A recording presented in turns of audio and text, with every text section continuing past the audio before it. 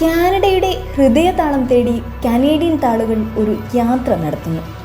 ഈ യാത്രയിൽ കാനഡയുടെ നഗരജീവിതവും നിങ്ങൾ അറിയേണ്ടതും നിങ്ങളെ അറിയിക്കേണ്ടതുമായ കുറേയേറെ കാഴ്ചകളും പുത്തൻ വിവരങ്ങളും ഉണ്ടാകും.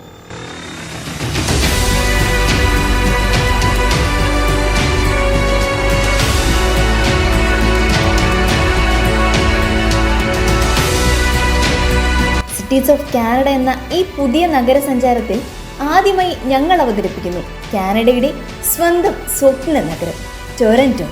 ലോകത്തിലെ ഒട്ടുമിക്ക നഗരങ്ങളിൽ നിന്നും സുഖജീവിതം തേടി ആളുകൾ കുടിയേറി പാർത്ത നഗരം.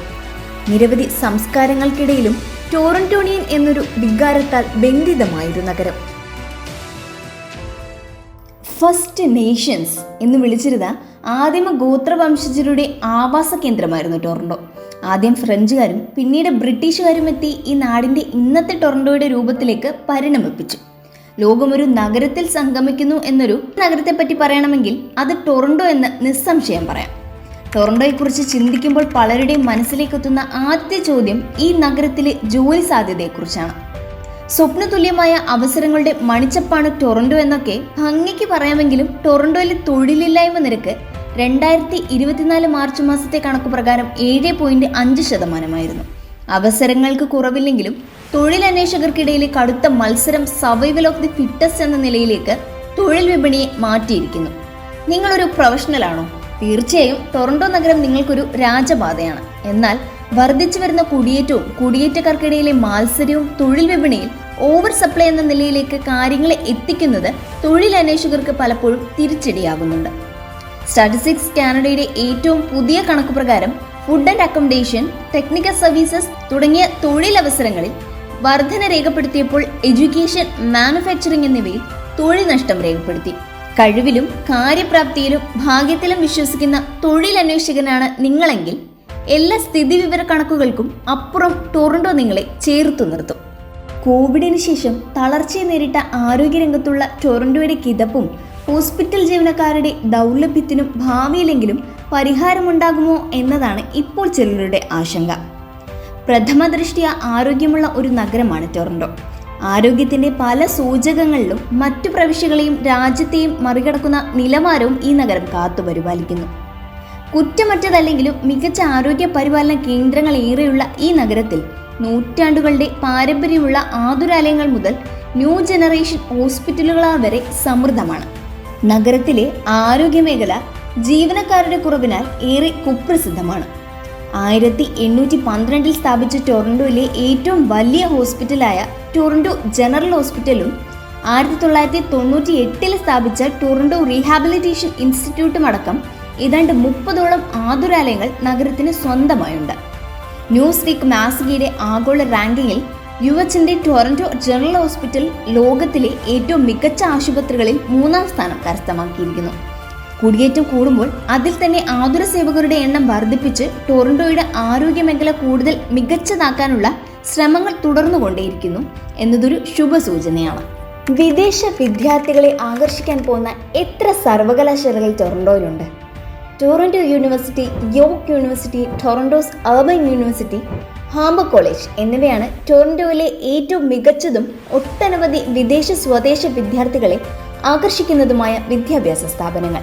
പഠനശേഷം PR ലഭിക്കുന്നതിനും ജോലി സമ്പാദിക്കുന്നതിനും സഹായിക്കുന്ന ഏറെ ആകർഷണീയമായ വിവിധ കോഴ്സുകൾ ഉണ്ടെന്നതും ടൊറന്റോ യൂണിവേഴ്സിറ്റികളെ ഇന്ത്യ അടക്കം ലോകമെമ്പാടുമുള്ള വിദ്യാർത്ഥികൾക്ക് പ്രിയങ്കരമാക്കുന്നു. അനുദിനം വർദ്ധിച്ചുകൊണ്ടിരിക്കുന്ന കുടിയേറ്റവും അതിനനുസൃതം ഭവന യൂണിറ്റുകൾ ഉണ്ടാകാത്തതും നഗരത്തെ ഞെരുക്കുന്ന വലിയ തലവേദനകളിലൊന്നാണ്. അതിനൊരു ശാശ്വത പരിഹാരമെന്ന നിലയിൽ ഹൗസിംഗ് ടോ 2020-2030 ആക്ഷൻ പ്ലാൻ തയ്യാറാക്കി ഡിമാൻഡിനനുസരിച്ച് ഭവന യൂണിറ്റുകൾ നിർമ്മിക്കാനുള്ള തീവ്ര യത്നത്തിലാണ് അധികാരികൾ. സർക്കാർ സ്വകാര്യ മേഖലകളിൽ നടക്കുന്ന നിർമ്മാണ പ്രവർത്തനങ്ങൾ ഭാവി ടൊറന്റോയുടെ മുഖം കൂടുതൽ മികവും വരും തലമുറയ്ക്ക് പ്രശ്നരഹിതമായ പാർപ്പിടങ്ങളും ലഭ്യമാക്കുമെന്നും പ്രത്യാശിക്കുന്നു. 2024 ടൊറന്റോ സിറ്റിയിലെ നിലവിലെ ജനസംഖ്യ ഏകദേശം 3 മില്യൺ അധികമാണ്. 2023 നിന്ന് 0.93% വർധന രേഖപ്പെടുത്തി മുന്നേറുന്ന ജനസംഖ്യ കണക്കുകൾ അമ്പരപ്പിക്കുന്നവയാണ്. 2031 നഗര കേന്ദ്രത്തിൽ മാത്രം ഇപ്പോഴുള്ളതിന്റെ ഇരട്ടി താമസക്കാർ കൂടി ഉണ്ടാകുമെന്നാണ് പ്രതീക്ഷിക്കപ്പെടുന്നത്. നിലവിൽ വടക്കേ അമേരിക്കയിലെ ഏറ്റവും ജനസംഖ്യയുള്ള 4ാമത്തെ നഗരമാണ് ടൊറന്റോ. കുടിയേറുന്നവരെയെല്ലാം സ്വീകരിക്കാൻ പാകത്തിൽ ഒരു ഇൻഫ്രാസ്ട്രക്ചർ ടൊറന്റോയ്ക്കുണ്ടോ? തൽക്കാലം ഇല്ല എന്ന് തന്നെയാണ് ഉത്തരമെങ്കിലും അതിലേക്കുള്ള യാത്ര ആരംഭിച്ചു കഴിഞ്ഞിരിക്കുന്നു എന്നത് ശുഭസൂചനയാണ്. ഇൻഫ്രാസ്ട്രക്ചർ ഡെവലപ്മെന്റ് സൂചികയിൽ 10ൽ 6.1 എന്നതാണ് ഗ്രാഫ് എന്നത് ശുഭോതർക്കമാണ്. എല്ലാവർക്കും എല്ലാം തുല്യമാകുന്ന ടൊറന്റോ എന്ന ലക്ഷ്യത്തിലേക്കുള്ള യാത്ര നഗരം ആരംഭിച്ചു കഴിഞ്ഞു.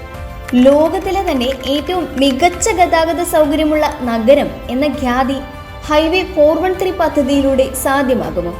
ടൊറന്റോയിൽ ഏകദേശം 5600 കിലോമീറ്റർ നീളുന്ന റോഡുകളുള്ളതും തെരുവുകൾ നന്നായി രൂപകൽപ്പന ചെയ്തിട്ടുള്ളതും നാവിഗേറ്റ് ചെയ്യാൻ വളരെ എളുപ്പമാണ്. കാനഡിയൻ ഓട്ടോമൊബൈൽ അസോസിയേഷൻ കണക്കുപ്രകാരം ഓൺടാരിയോയിലെ 10 മോശം റോഡുകളിൽ 4 ടൊറന്റോയിലാണ്. ഓൺടാരിയോ സർക്കാരിന്റെ പൊതുമരാമത്ത് വകുപ്പ് ടൊറന്റോയുടെ ഹൈവേ വികസനത്തിൽ കാണിക്കുന്ന നിതാന്ത ജാഗ്രത 2030 ഏറ്റവും മികച്ച റോഡുകൾ ടൊറന്റോയ്ക്ക് സമ്മാനിക്കുമെന്ന് പ്രതീക്ഷിക്കാം. ടൊറന്റോയിലെ മലയാളികൾ കാനഡയിലെ തന്നെ ഏറ്റവും കൂടുതൽ ഏതാണ്ട് 13.23% ഇന്ത്യക്കാരെ ഉൾക്കൊള്ളുന്ന നഗരമെന്ന ഖ്യാതിയുള്ള ടൊറന്റോ നഗരത്തിൽ നല്ലൊരു ശതമാനം മലയാളികളും സന്തോഷത്തോടെ വസിച്ചു പാർക്കുന്നു. ഉന്നത ഉദ്യോഗസ്ഥ തലം മുതൽ ഏറ്റവും ചെറിയ ജോലികളിൽ പോലും ഒരു മലയാളി സ്പർശമുള്ള നഗരമാണ് ടൊറന്റോ. ടൊറന്റോയുടെ രാഷ്ട്രീയത്തിലും വ്യാപാരത്തിലും വ്യവസായത്തിലും ഗതാഗതത്തിലും എന്നുവേണ്ട സകല മേഖലകളിലും നിങ്ങൾക്കൊരു മലയാളിയെ കണ്ടെത്താൻ കഴിയും. നോർത്ത് അമേരിക്കയിലെ ഏറ്റവും പഴക്കം ചെന്ന സംഘടനകളിൽ ഒന്നായ ടൊറന്റോ മലയാളി സമാജം 1968 മുതൽ ടൊറന്റോ കേന്ദ്രമാക്കി പ്രവർത്തിച്ചു വരുന്നു. കേരളത്തിന് പുറത്ത് കേരളീയ പാരമ്പര്യവും ഗൃഹാതുരതയും നിലനിർത്താൻ മത്സരിക്കുന്ന മലയാളികൾ നഗരത്തിന്റെ ഉള്ളുലയ്ക്കുന്ന കാഴ്ചയാണ്. സഹ്യന്റെ അതിർത്തികൾക്ക് ഒരുപാട് ദൂരെ അനേകം മലയാളികളുടെ പോറ്റമ്മ നഗരമായി ടൊറന്റോ അനാദികാലം സന്തോഷത്തിൽ തുടരട്ടെ.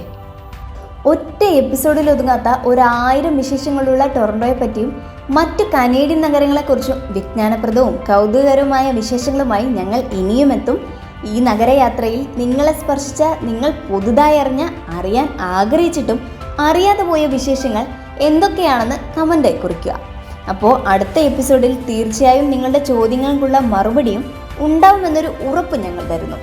അടുത്ത ആഴ്ചയിലേക്ക് പോകും മുന്നേ ഒന്ന് ലൈക്ക്, ആ ബെൽ ബട്ടൺ അമർത്തി സബ്സ്ക്രൈബ് ചെയ്തിട്ട് പോണേ.